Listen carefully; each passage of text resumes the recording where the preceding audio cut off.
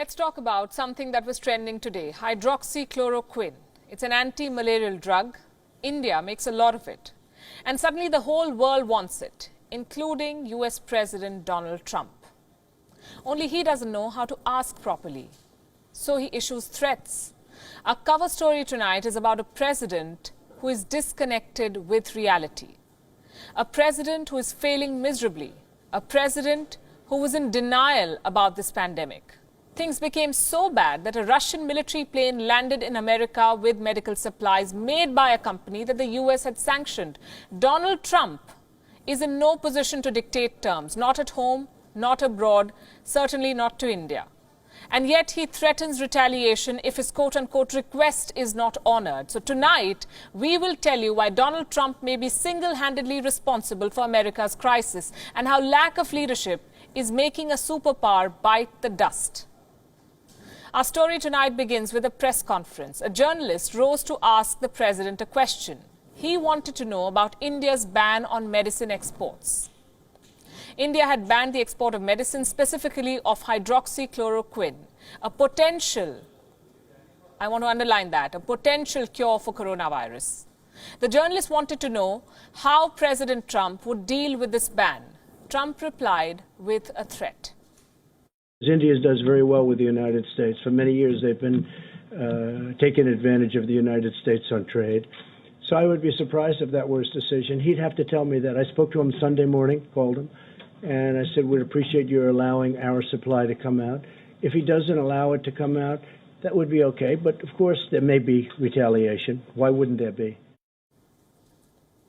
India has been taking advantage of the United Nations. Of course, there will be United States, of course there will be retaliation, he says. Why not?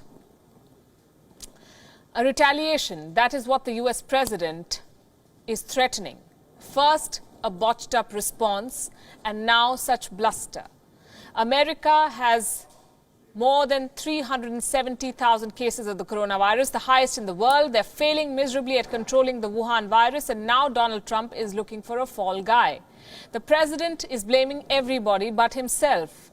Trump wants to show that he is in control. Unfortunately for him, not many believe this. Plus, the records do him no favor. It turns out that the Trump administration knew about the coronavirus threat. They were warned well in advance, as far back as January. They sat on the information. The New York Times carried a story today. It talks about a memo written by a top White House advisor. This memo warned the Trump administration of the threat of the Wuhan virus. And it said this very clearly. If the coronavirus outbreak is ignored, the United States could lose trillions of dollars. The memo said that the lives of millions of Americans are at risk. It was written by a man called Peter Navarro on the 29th of January, more than 2 months ago. He is Donald Trump's advisor on trade, but Trump is his own advisor. So Mr. Navarro's warning fell on deaf ears. About 2 weeks after he wrote this warning, Trump was asked about the Wuhan virus. How will America fight it? Do you know what the president said? I'd much rather you heard it from him. Listen to this. Now, the virus that we're talking about having to do, a lot of people think that goes away in April with the heat, as the heat comes in. Typically, that will go away in April. We're in great shape, though. We have 11 cases, and many of them are in good shape now.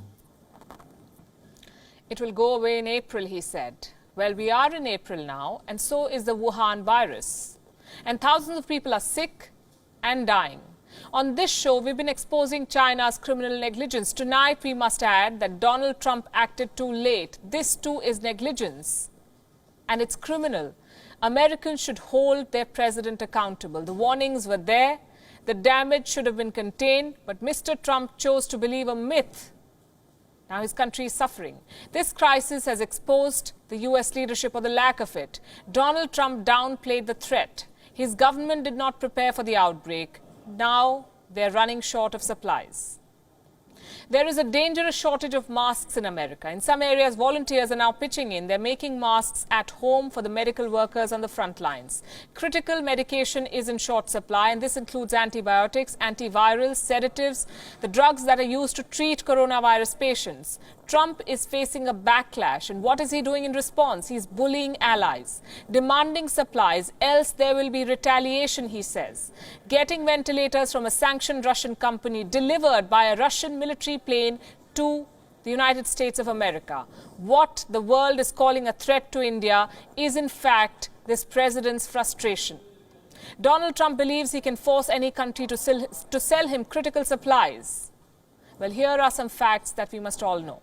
The decision to lift India's partial ban, or lift the ban partially on the export of medicines, came before Trump's so-called threat, not after. India, remember, had requests from 30-odd countries for medicines, so India decided to help those in need. That's what any mature country would do. Let me repeat, India's decision came before the president hinted at retaliation, not after. So we should dismiss Trump's comments as his trademark grandstanding. India has decided that neighborhood comes first. It will give medicines to countries that need it most. As for this medicine, hydroxychloroquine, here's the thing. Trump is betting big on it. It is being called the miracle drug, but it is not a proven cure. Scientists will not vouch for it. There is no proven cure for the Wuhan coronavirus. It's all trial and error right now. Hydroxychloroquine has been given to some patients around the world. They've shown positive signs, but doctors are not widely prescribing it because the evidence is limited. Trump's own advisor on this, America's top doctor and researcher on infectious diseases, Anthony Fauci, has called the evidence, quote-unquote, anecdotal. But the president will have none of it. He wants to be seen as finally doing something. So he's buying 100,000 body bags, and he's insisting on a medicine that may or may not work. And this alone should explain why America is in such a mess.